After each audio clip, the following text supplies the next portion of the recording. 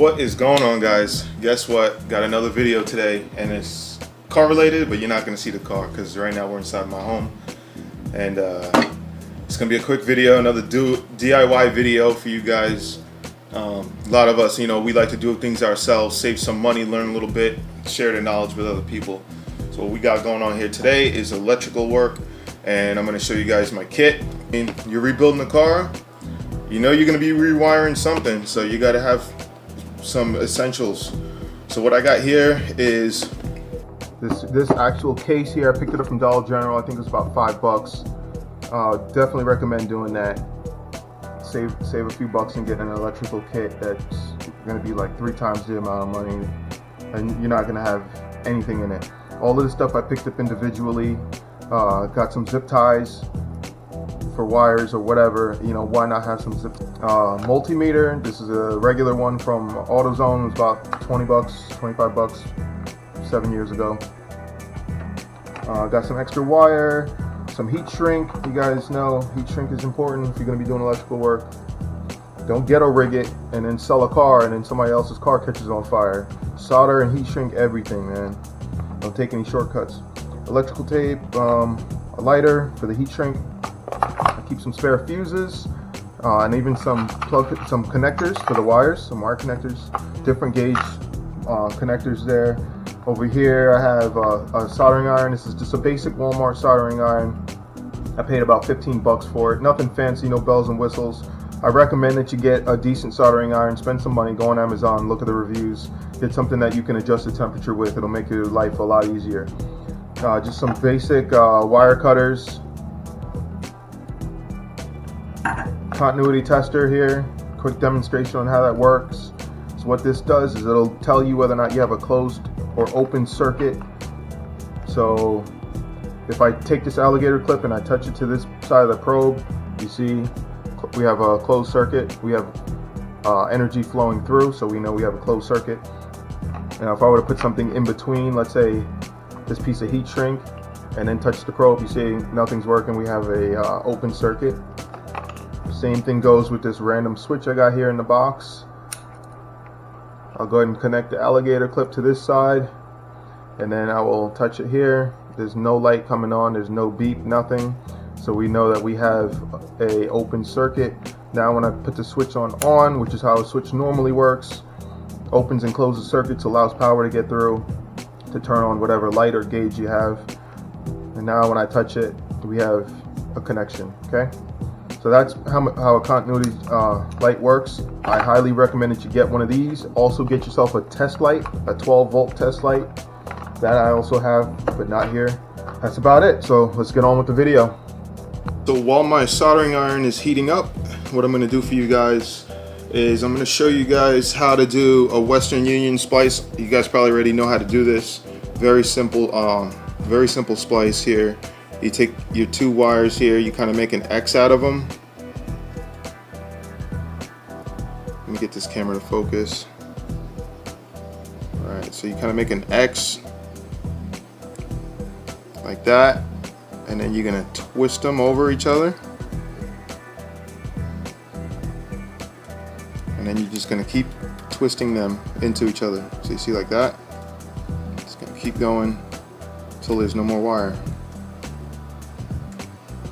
Okay, so there we go. Now if these wires were to pull against each other, they would actually tighten up, but we don't need to pull it. We're just going to solder it the way it is. You put your heat shrink on first before you twist those wires together, just like that. And I like to keep them a good distance away from where I'm actually soldering, because the heat can transfer through the wire, and if your heat shrink is too close, like if it's right here, the heat will transfer through the wire and actually heat this up, and it'll shrink right where it is, and then you won't be able to get it over anything. So keep it a good distance back as far as you can. Also too, what I'm going to show you guys is how I do my connectors here. So we have a female connector, and I don't just crimp these, okay? I put the wire in, I crimp them, and then I actually solder them just to make sure that they never come loose. And then I'm going to crimp it real quick. Alright, that's one down. And there we have the other one. Okay, so we got the male side, We got the female side over here, and we'll solder those up. Alright, so what I suggest you guys do if you're working under a dash or something is, if you have nowhere to really stable to work, tape the wires to something under the dash, and then that way they're not moving around on you. Also, I take a tool, it could be a pair of vice grips or whatever. If you got a flat piece of metal that'll work, use that too. But I take a pair of pliers or something like this, and I put it under the wire just to raise the wire up a little bit, and then that way I have something I can actually press down onto. So before we start actually soldering, I do want to tell you guys that if you're going to do this, make sure that you wear like a mask or something, so that way you're not breathing in the vapors. The vapors are definitely not good for you. So just take that into consideration. So let's see if this soldering iron is hot enough, and then we can start trying to solder this up.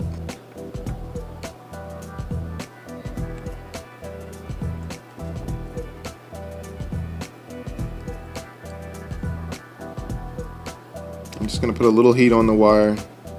This is how I always do it. I'm no expert, guys, so if anybody in here is an electrician, and don't bash me for this. I'm just showing you guys what I do.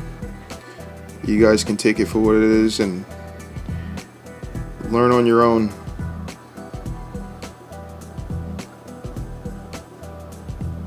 Take what I'm showing you and make it better.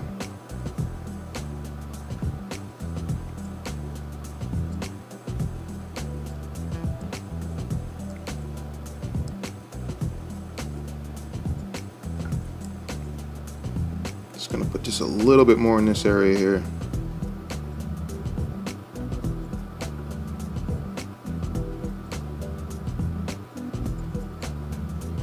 Just be careful not to burn the wire. Do not overheat the wire, because then you'll mess up the actual insulation of the wire, which is that rubber stuff that's on the outside.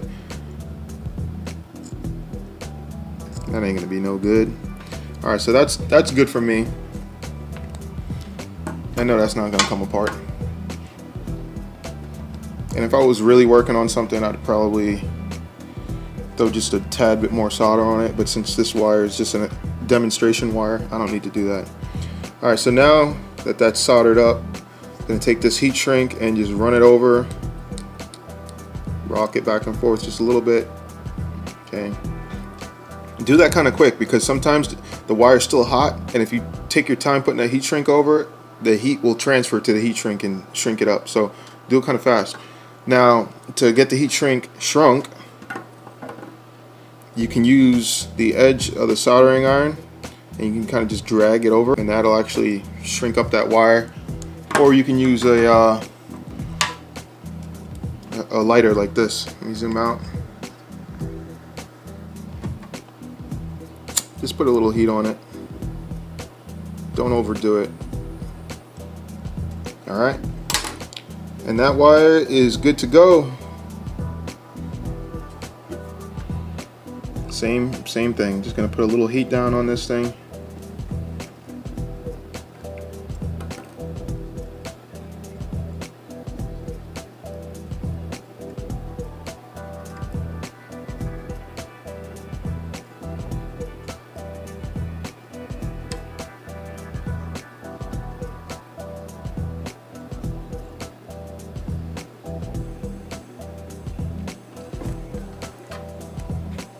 And that's good.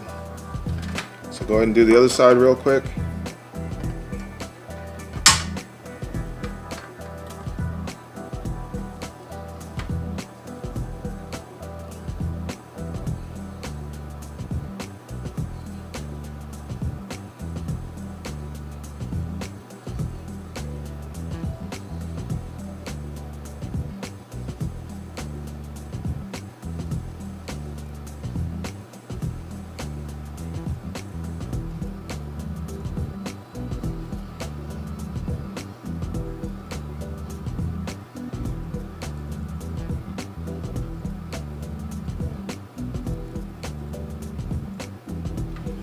Alright, that's good.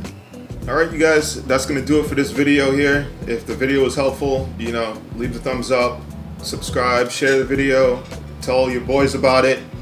But just remember, on a side note, that if you guys are going to do electrical work, please take your time with it. please, because you could have one wire that you made a mistake on that's in the harness or something, and it shorts out a whole bunch of stuff. Then you got to go back and you got to trace and try to figure out which wire it is giving you all these problems. And dealing with stuff like that is not fun. I'm telling you now, man. I already had to do, like, I don't know, I've done like 3 or 4 body harness swaps on cars, and it's always a pain in the ass. So just remember, take your time, do it right, man. Do it right. And then that way it'll save you some money and it'll save you some time in the long run and some security. Okay? Y'all have a good one, and I'll see y'all in the next video.